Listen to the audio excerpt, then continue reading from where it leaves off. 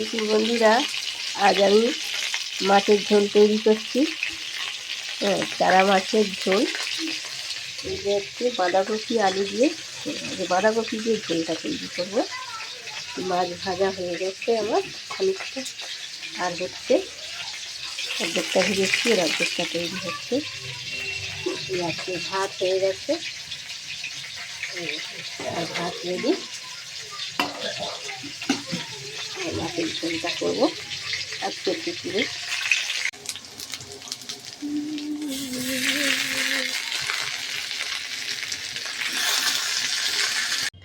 আমার মাছের ঝোল রেডি।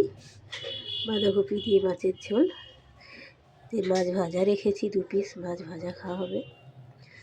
আর আলু হাতে আছে, এটা আমি কালো জিরে আর শুকনো লঙ্কা ভেজে ভালো করে বেশ মাখবো ঝাল ঝাল করে। আজ দুপুরে খাওয়া